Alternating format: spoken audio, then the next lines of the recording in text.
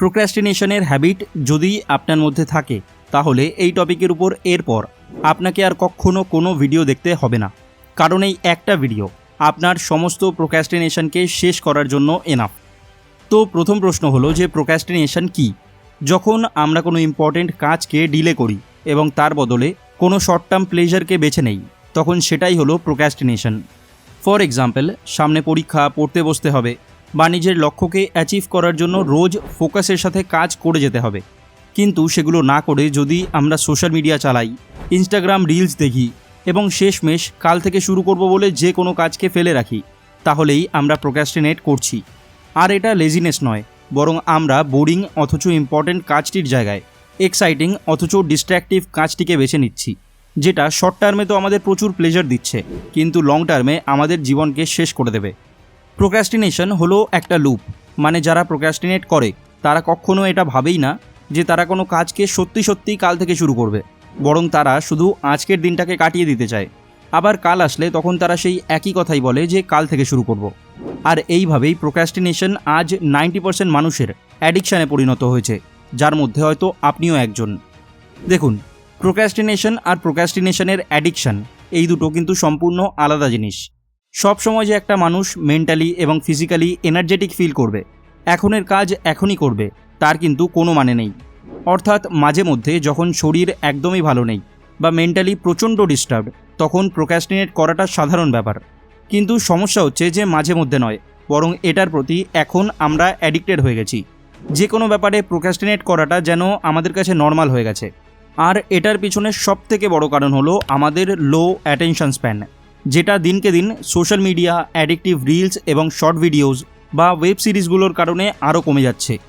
Instagram reels বা YouTube শর্টসের algorithm এমনভাবেই designed যে এইগুলো আমাদের খুব তাড়াতাড়ি হুক করে নেয়। এইগুলোর ফলে আমাদের ব্রেন কনস্ট্যান্টলি কুইক রিওয়ার্ডস পেতেই থাকে, আর সেই জন্য আমরা দু একটা শর্টস ভিডিও দেখে বন্ধ করে দেব ভেবেও একটার পর একটা ভিডিও স্ক্রোল করতেই থাকি এবং ঘন্টার পর ঘন্টা সময় কেটেই যায়।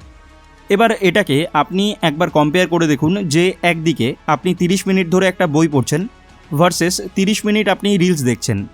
এবার বলুন যে কোনটা বেশি বোরিং। অবভিয়াসলি 30 মিনিট বই পড়াটা বেশি বোরিং, কারণ রিলস যতটা ফাস্ট আপনার ব্রেনে ডোপামিন রিলিজ করে আপনাকে স্যাটিসফ্যাকশান দেয়, বই কিন্তু ততটা ফাস্ট স্যাটিসফ্যাকশান আপনাকে দিতে পারবে না। সেমভাবে জীবনে কিছু করতে গেলে, বড় হতে গেলে যেই সমস্ত টাফ কাজগুলো করতে হবে, সেইগুলো এতটা তাড়াতাড়ি ডোপামিন রিলিজ করে না। তাই সেই কাজগুলো করার ক্ষেত্রে আমরা প্রোক্রাস্টিনেট করতেই থাকি এবং তার বদলে তখন আমরা ইজি অপশানগুলো খুঁজে নেই, যেগুলো আমাদের ইনস্ট্যান্ট স্যাটিসফ্যাকশান দেবে। সাইকোলজিক্যাল রিসার্চ অনুযায়ী ইউএসের 70% কলেজ স্টুডেন্টসদের মধ্যে ক্রনিক প্রোক্রাস্টিনেশনের হ্যাবিট আছে, যেটা তাদের মেন্টাল হেলথকে খুব বাজেভাবে ডিস্টার্ব করছে। এই হ্যাবিটটির ফলে সেই সব স্টুডেন্টসগুলো guilt, low self worth, stress, anxiety এবং আন্ডার কনফিডেন্সের শিকার হচ্ছে। আর এইসব জিনিসগুলো একটার সাথে আরেকটা কানেক্টেড, মানে যখন আমরা বারবার রিয়েলাইজ করি যে প্রোক্রাস্টিনেট করতে করতে কোনো ইম্পর্টেন্ট কাজকে আমরা এতটা ডিলে করে ফেলেছি যে তাতে আমাদের অনেকটা ক্ষতি হয়েছে, তখন আমরা গিল্টি ফিল করি, যার ফলে আমাদের কাছে নিজেদের সেলফ ওয়ার্থ কমে যায়। তাছাড়া প্রোক্রাস্টিনেশনের কারণে যেই ক্ষতিটা আমাদের হয়েছে তার জন্য আমরা স্ট্রেসড ফিল করি, আমাদের মধ্যে অ্যাংজাইটি হয় এবং ওভারঅল আমাদের কনফিডেন্স ধীরে ধীরে একদম শেষ হয়ে যায়। ওকে, সো এতক্ষণ আমরা ডিসকাস করলাম যে প্রোক্রাস্টিনেশন কী, এই হ্যাবিটটা তৈরির পিছনে কারণ কী এবং এটার ফলে আমাদের কী কী ক্ষতি হয়। আর এবার আমরা দেখব যে কোন 3টি পদ্ধতির দ্বারা এই সমস্যাটাকে আমরা একদম গোড়া থেকে সম্পূর্ণ উপড়ে ফেলতে পারবো, যাতে করে এতদিন অবধি যা ক্ষতি হওয়ার হয়েছে কিন্তু এরপর থেকে যেন আমাদের লাইফ এই প্রোক্রাস্টিনেশনের জন্য আর হ্যাম্পার না হয়। তো যেই 3টে সলিউশন সম্পর্কে আমি বলতে চলেছি, আপনার মনে হতে পারে যে সেগুলো খুবই সামান্য, কিন্তু এই সামান্য জিনিসগুলো করেই আপনি আপনার অ্যাটেনশন স্প্যানকে ধীরে ধীরে বাড়িয়ে তুলতে পারবেন। আর অ্যাটেনশন স্প্যান একবার বেড়ে গেলে প্রোক্রাস্টিনেশনের সমস্যাও চিরজীবনের মতো দূর হয়ে যাবে।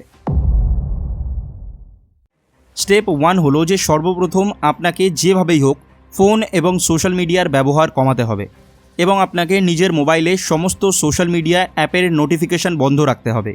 তা না হলে যখনই কোনো নোটিফিকেশান আসবে তখন আপনি যত ইম্পর্টেন্ট কাজই করুন না কেন, তবুও আপনি ডিস্ট্র্যাক্টেড হয়েই যাবেন। আপনার মন ওই নোটিফিকেশানের উপরেই থাকবে যে একবার দেখি কে কী মেসেজ করলো।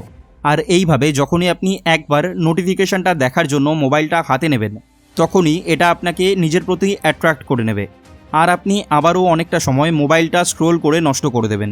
তাই আপনি নিজের মতো করে যে কোনো সময়ে 30 মিনিটের একটা টাইম সেট করুন, যে সারাদিনে শুধুমাত্র ওই আধা ঘন্টার জন্যই আপনি সোশ্যাল মিডিয়া ব্যবহার করবেন। অথবা আপনি আরেকটা কাজ করতে পারেন, আর সেটা হলো কি আপনি একটা ডিসিপ্লিন সেট করুন, যে কাজ করতে করতে টায়ার্ড হয়ে গেলে 5 মিনিট আপনি মোবাইল ইউজ করবেন, তারপর আপনি আবার ফোকাসের সাথে কাজ করবেন। আর ওই 5 মিনিটটাকে মনিটর করার জন্য যখনই ইনস্টাগ্রাম খুললেন বা হোয়াটসঅ্যাপ খুললেন, তখন আপনি 5 মিনিট পর একটা অ্যালার্ম সেট করে দিন এবং ওই 5 মিনিট যত ইচ্ছা মোবাইল ঘাঁটুন।